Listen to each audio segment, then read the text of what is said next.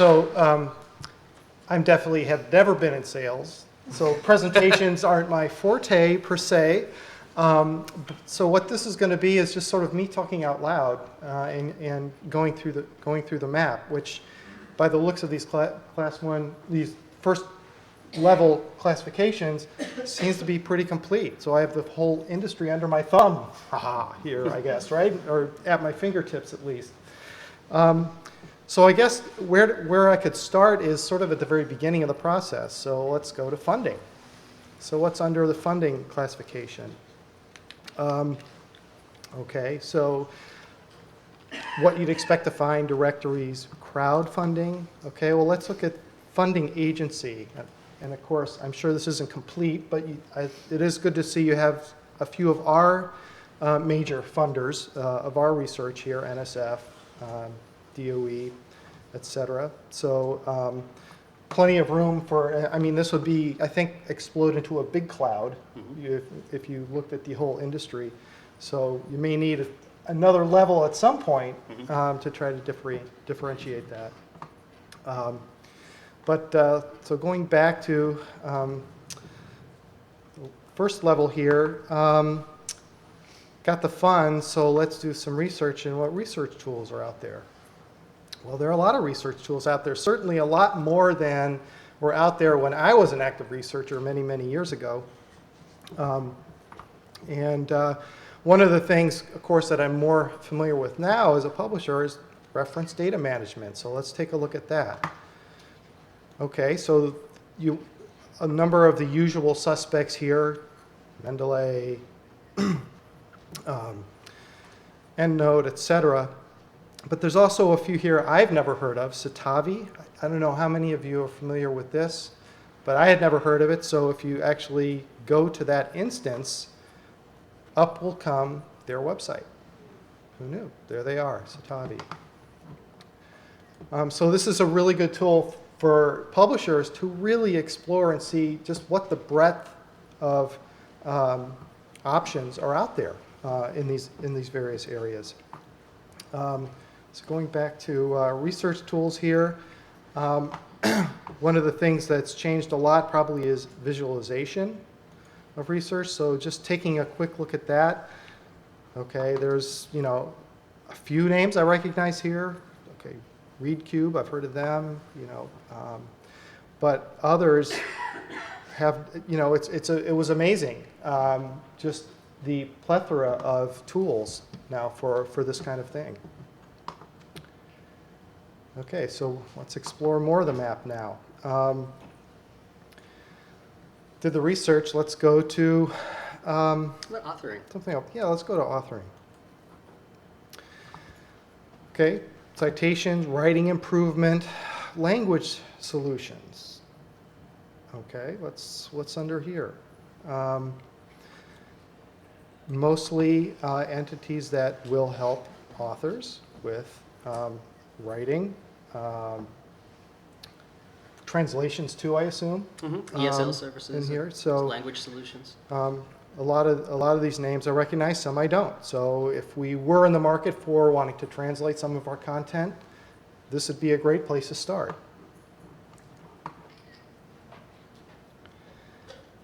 Okay, so let's go back to authoring here and look at one more thing. What about citations? Well, there are tools for that, Google Citations. There's a citation language or language style repository. Who knew? What's in there? Well, here's a repository broken down by fields, and if I tried to find meteorology, maybe it's under geography, there it is, the first one. I had no idea our style guide was out there in a repository. So that's something for us to follow up with directly. Make sure they have our most recent version, for example.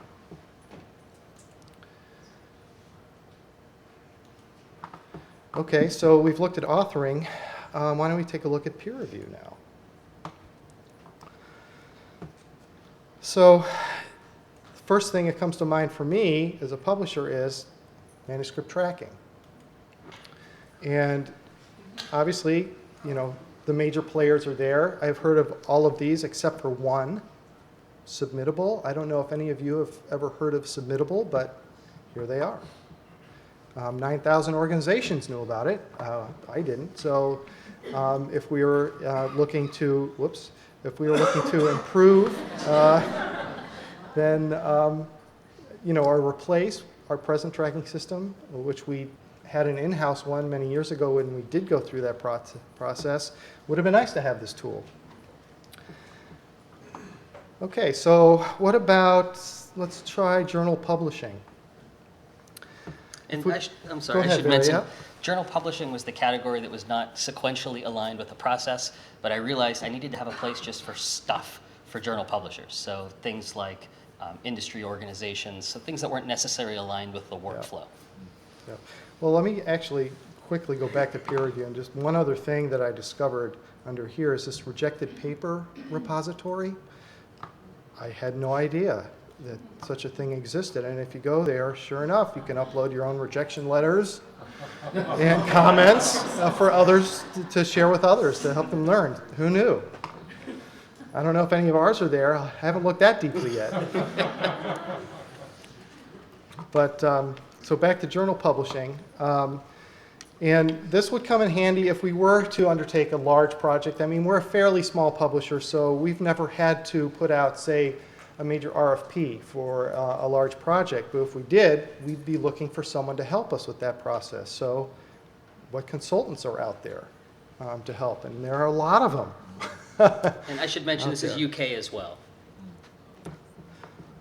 So we would have, many, many choices to look at and decide if we were undertaking a major project. Barry mentioned membership organizations, and this is where they fit. So here's SSP down at the bottom, but all the major ones are here: CSE, University Presses, ALPSP.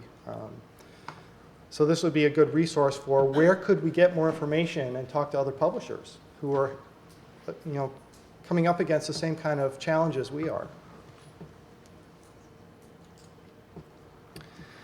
Okay, so now let's go to metrics and evaluation. I went to a very interesting metrics session yesterday.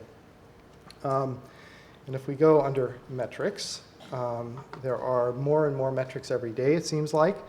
A lot of these I'm familiar with, I've heard of. Some I haven't. I've never heard of Proveza before. And all I have to do is click, and there it is.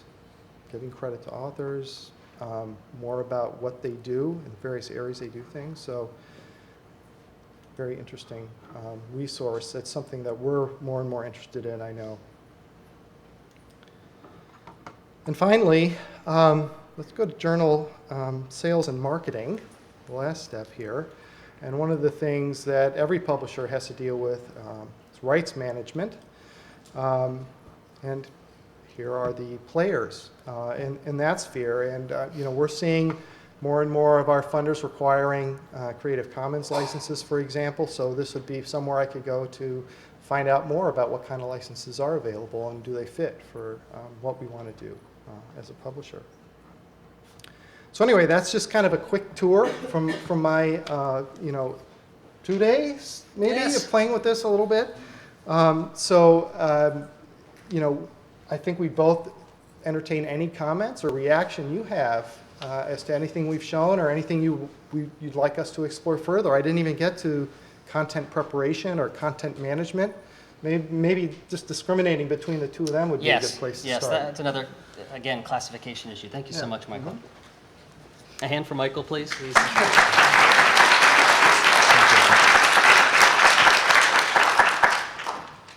So, content preparation versus content management. It became pretty clear to me halfway through this. I didn't really know what content management meant because it means everything.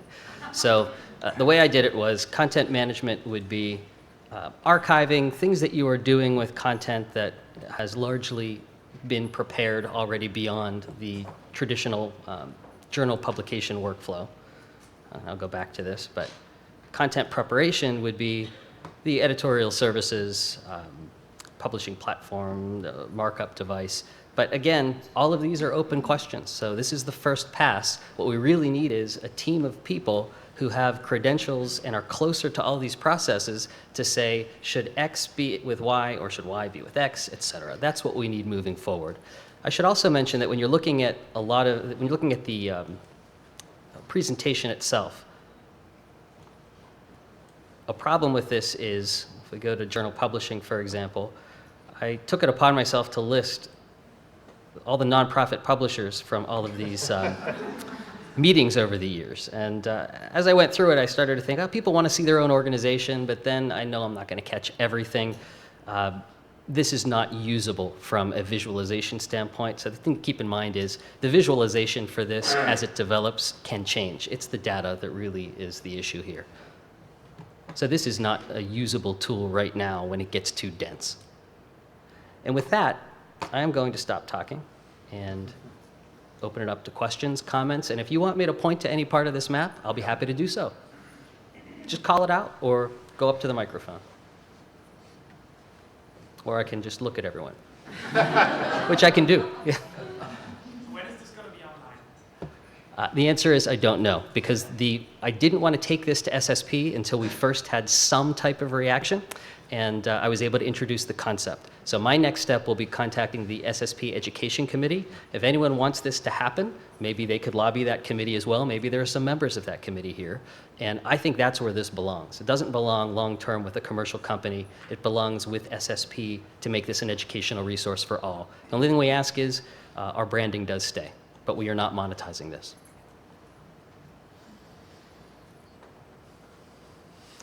Any comments? Yes? Thank you, Barry. It's a great presentation. What's your plan for keeping the data current? That is the biggest challenge. So what I can tell you is what we have decided is we are not going to sign on for keeping this updated in perpetuity. This is not really that useful if it isn't updated. It's the point of it. So that's why I believe it has to exist and be owned by an entity that continuously has people who can update this. I'd love to see an industry map committee. I think we need that in this market, and we'd be happy to donate this to it. Is there a question? Yes, sir. To follow up on that, I'm curious, did you debate whether it's better to have it curated by a committee or have it more as a wiki? We thought about crowdsourcing. That's a good question. The question there is, who manages that? And there's still time, cost, effort, and do we want to be at the center of that? And if we do so, it's implied that we would do that in perpetuity. And we want to make sure this is done right. So we're probably not the best resource to manage the crowdsourcing of it. And even then, who would be able to add things? Who would be able to change classifications? But I'm glad you mentioned that, because if you go to a specific element, I have the version of this that allows me to, if I go into metrics, and I want to add one, I just can right-click. In theory, I can right-click. Oh, sorry. I've got to click on the middle here. And if I right-click, I can add an instance to that level. But the challenge with what you've suggested here is that won't change the structure of the data. That will only add an instance to that particular view. So who would decide who gets to add things and change the classification and perhaps negatively affect the map? All open questions now.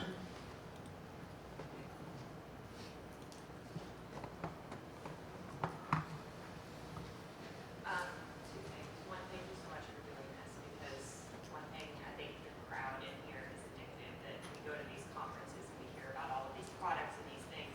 This morning, I still don't know what half of them do.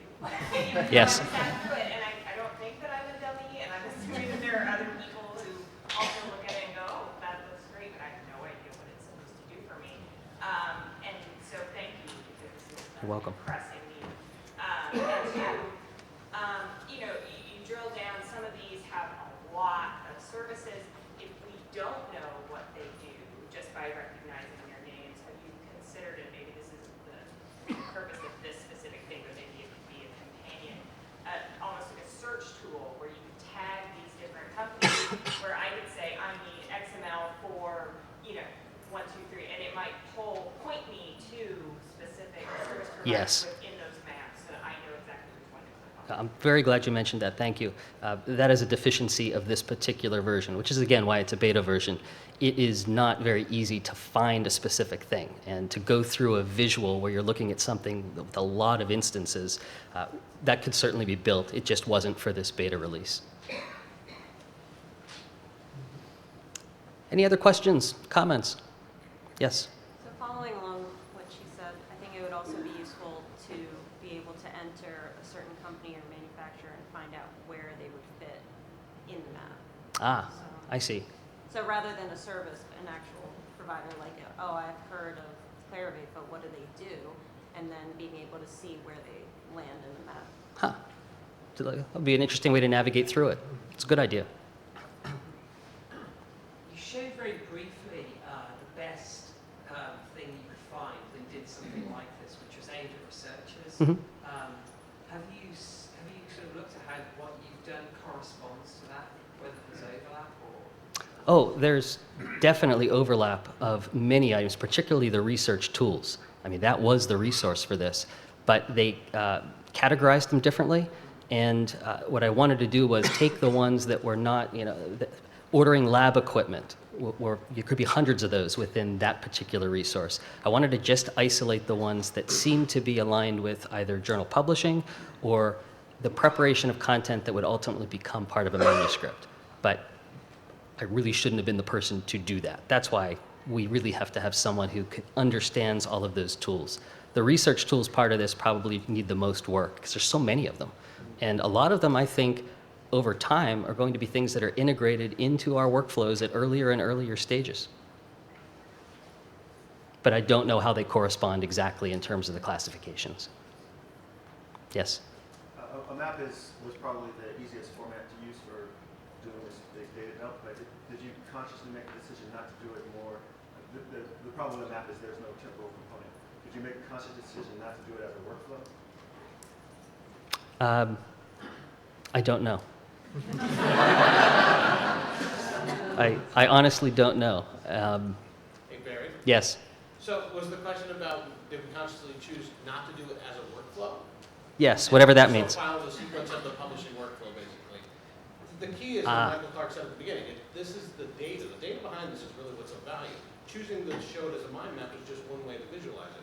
We certainly could take the same data, and there could be toggles at the top of the screen that say, show me kind of this visual map. There could be another that shows me the workflow map of the industry. There could be another that says, show me list view. So there's definitely, it's all about how you manipulate and visualize the data that's underneath. So the data is really what is the greatest value to the system. And then you can just choose to visualize it in different ways. So we could have mapped it in a workflow method. Okay. So that someone could say, I want to see all the companies that fall into the peer review space. And they see right on a linear diagram that there's a peer review section, I can click on that. I see. So it's a different structure for the visualization is what you're saying. Yeah. Yes. So the answer is yes. Barry, one other thing I think that would be good to have once the proper entity sort of takes this over is to have sort of a regular cycle of archiving it, right? So year by year you can see how things evolve. So you do get sort of more of a timeline then, in a sense of how the industry and how fast the industry is changing. That's right. That's a great point. In 20 years from now, maybe they could say, remember back in 2017 when they did this rudimentary little... Yes. Well, I think that is time. I appreciate your attendance here. Thank you very much.